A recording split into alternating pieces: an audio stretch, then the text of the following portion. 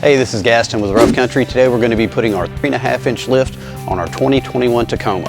This kit fits 05 to 21 Tacomas and replaces the upper control arms as well as the leaf springs. All right, starting up front, we've got our Rough Country upper control arms. We've got our sway bar relocation brackets. In this bag, we've got our differential spacers and the hardware for those. Coming over here, we've got our Vertex 8-way adjustable coilover. And finally, the bracket for the Vertex reservoir. And for the rear of the truck, we've got our lifted rear replacement leaf springs, the U-bolts and hardware to install those, and we've got our Rough Country 8-way adjustable Vertex rear shock, hardware, and bracket for the reservoir. That completes the kit. Now let's get started installing.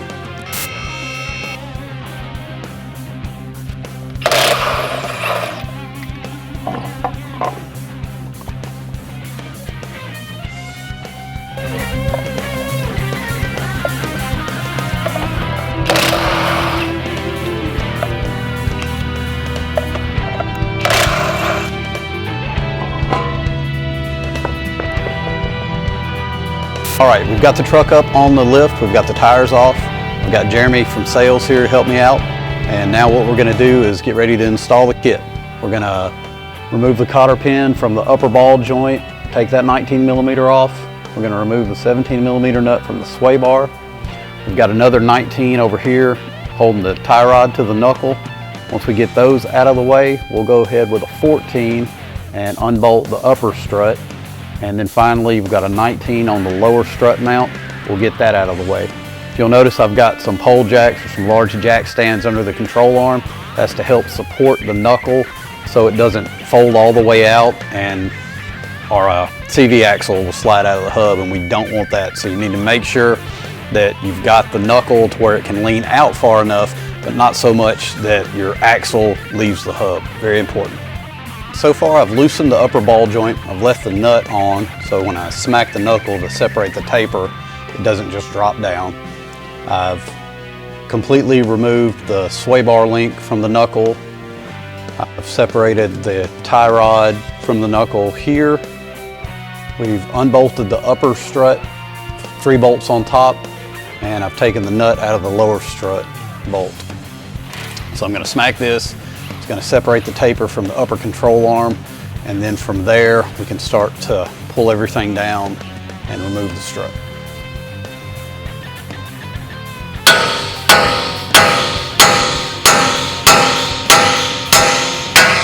With the upper ball joint taper separated, there's one last thing to do. We've got an ABS line that mounts to the top of the control arm. It's a 10mm bolt.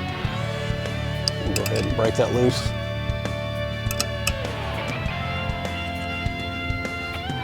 This will bolt back up to the Rough Country control arm once it's installed.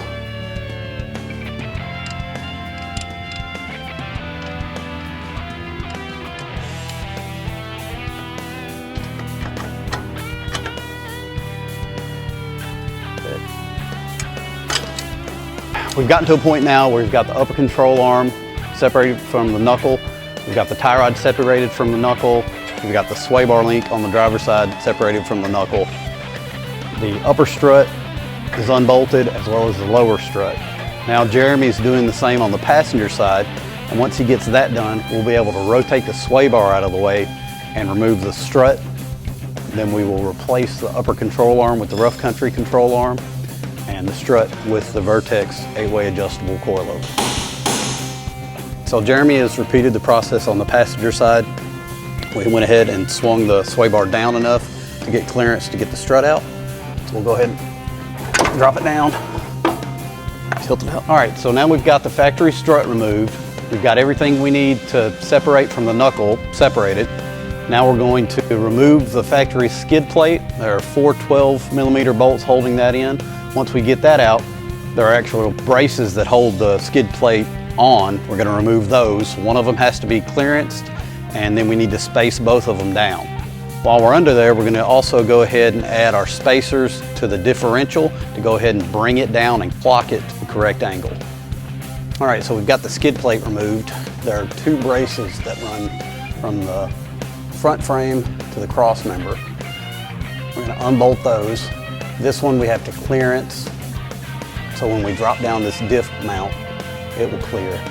The other one we're going to space down. Both of them have to be spaced down to clear the sway bar once we drop it down and forward.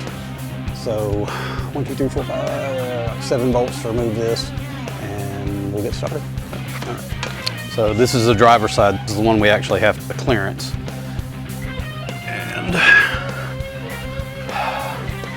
I'm gonna take about 4.5 inches off 1 inch in. So I'll go ahead and mark that, and then we'll get the cutting wheel out. So I've got the brace marked 1 inch down and 4.5 inches from the edge. I'm gonna go ahead and cut that.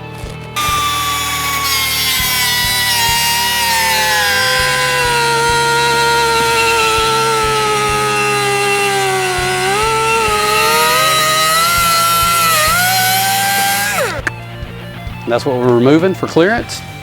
We'll go ahead and hit this with some paint so it doesn't rust and get ready to reinstall.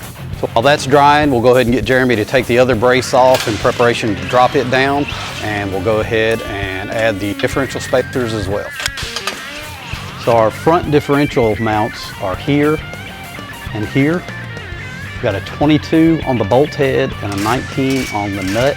We're gonna remove that completely, put in our rough country differential spacer and the supplied hardware. This is gonna bring the differential down to help with our CV angles. So this is the rough country differential spacer.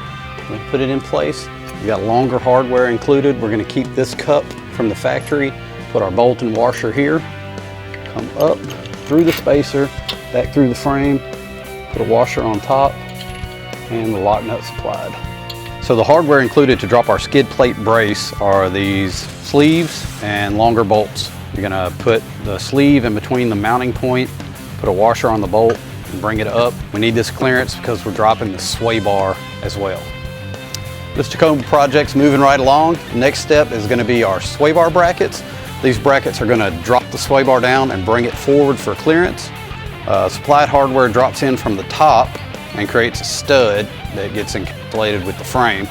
And then we use factory hardware to mount the bracket back to the frame. But before we do that, we also have to sandwich in our Vertex reservoir bracket. So it's like a 3-step process, but we'll get it knocked out. All right, so now we've got our sway bar relocation bracket. We've got the included hardware dropped in from the top, creating our studs that our sway bar will mount to. We've got the factory hardware coming up from the bottom, and this is the Vertex reservoir bracket. It's slotted, so what we'll do is we'll start the rear. The slot goes to the rear in this bracket on both sides. We'll start the rear, slide the bracket in, line up the hole with the front, and button it all up. All right, now we're gonna unbolt the upper control arm, go ahead and get it out of the way, give us some more room to install the Vertex reservoir shock. Once we do that, we'll reinstall the rough country upper control arm and begin to button the front end up.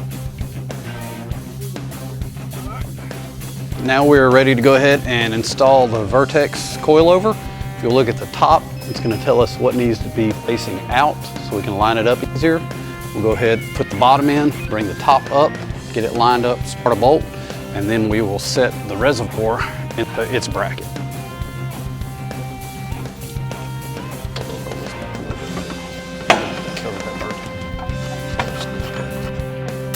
With the coilover installed, the next step is adding the upper control arms. These are side specific, and the ball joint is going to go to the back of the vehicle. So if you look on the driver's side, the ball joint is facing the rear. If we were on the passenger side, it'd be facing the front. You'd see that it was incorrect. Also, the boss to mount the ABS bracket is to the back, and you'll be able to orient based on that as well. But we're gonna put it in place, and Jeremy is gonna get started on that bolt, and hopefully all will go well. Now that we've got the upper control arm bolt through the rough country control arm, we've got it hand tight on this end. We're gonna go ahead and install the control arm to the knuckle. Once we get that done, we'll reinstall the sway bar link to the knuckle and the steering tie rod to the knuckle. Everything's still hand tight at this point. Once we get this assembled, we'll go ahead and repeat that on the other side, and we'll come back through and torque everything to spec, and that's going to complete the front end.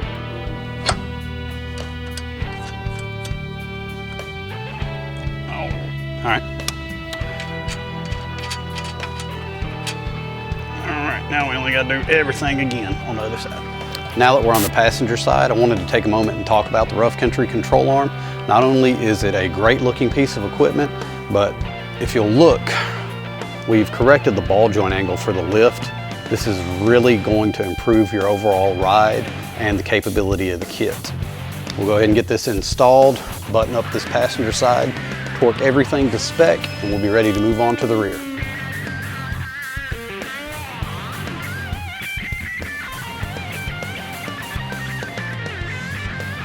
And with everything torqued down, that completes the front end of this kit. And what a great looking kit it is. Remember what it looked like before? Me neither, completely unremarkable. But now it stands out. I almost hate putting a wheel and tire on that, but we've got a great looking wheel and tire coming for it. Now we're gonna get to the back, add those complete leaf springs and the Vertex shocks for the rear, and that's gonna complete the kit. Now we'll come around to the rear. This kit replaces the entire rear leaf spring. It doesn't lift using a block. It actually uses a lifted rear leaf spring. So we're going to be replacing the factory rear leaf springs and shocks with rough country components. So for the upper shock mount, to keep the shaft from spinning while we break the nut loose, we're going to use some vice grips, clamp it to the top nub, and then we'll get an open-end 14mm on this.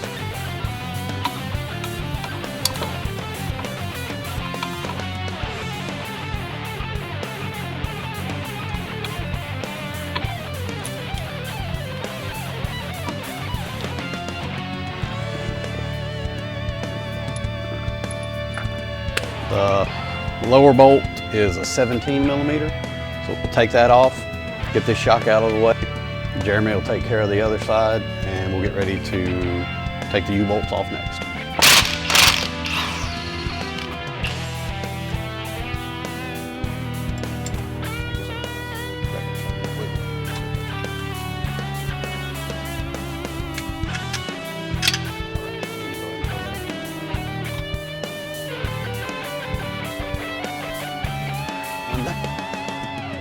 My hair up.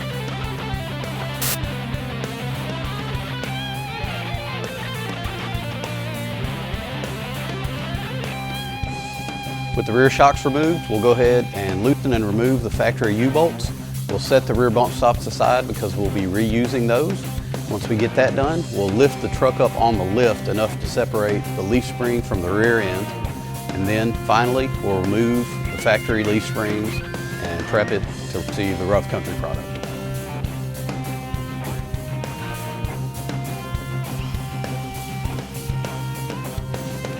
I will go ahead and take this emergency brake line bracket off. It won't be reused just because the angle changes so much. So it's clamped on here. I'm gonna cut it and spread it apart and then just unbolt it.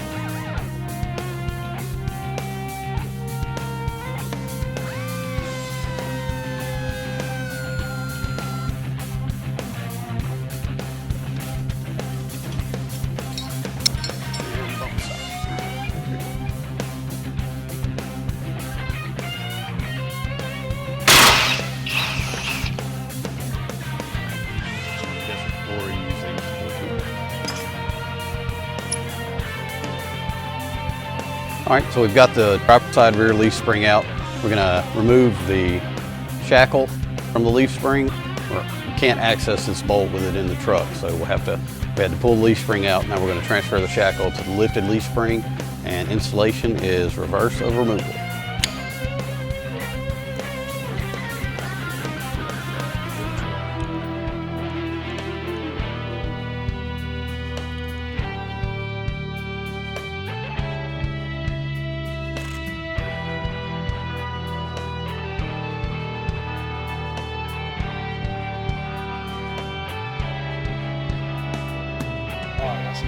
Ready?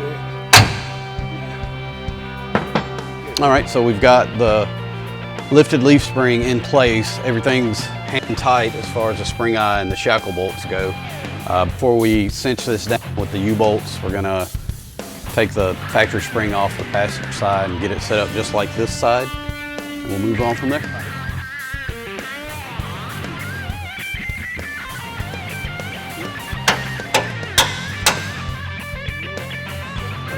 Yeah.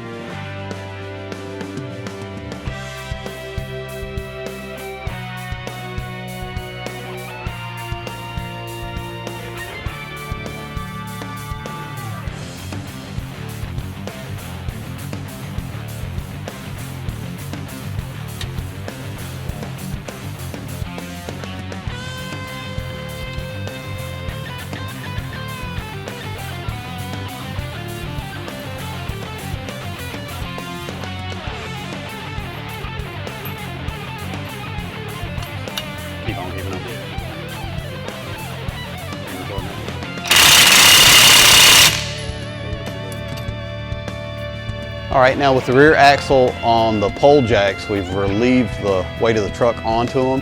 So we're gonna go ahead and torque the spring eye bolts to spec.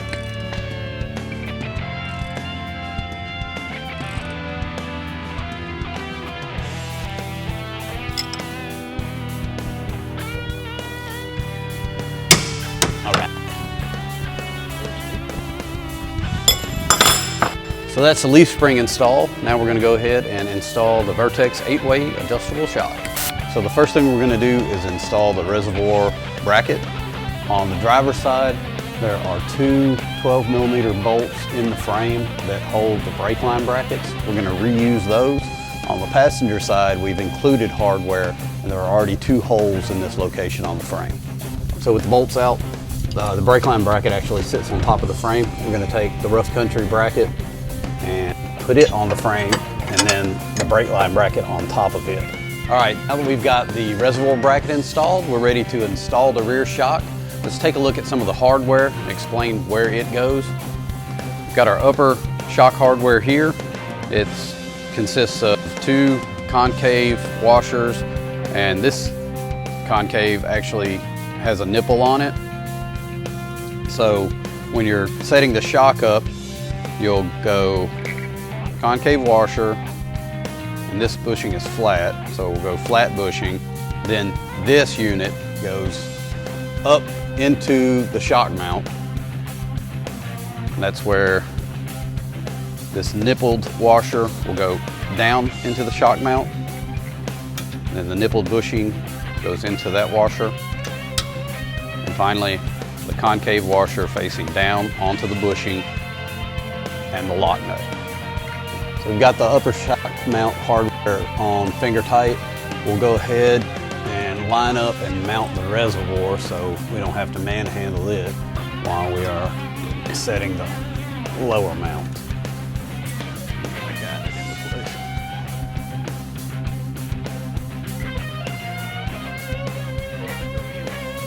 In this way.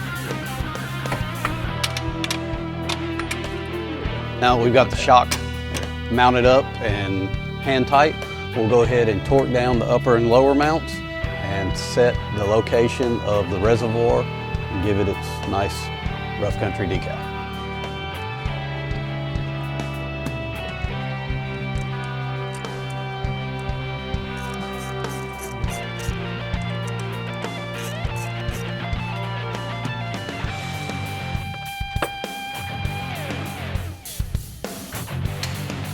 All right.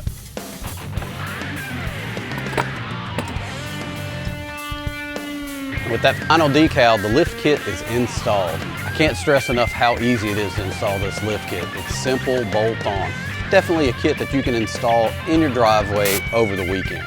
Take your time, think things out. I did drop the rear spare to give us room to install the springs. I definitely recommend that. Other than that, everything's pretty straightforward.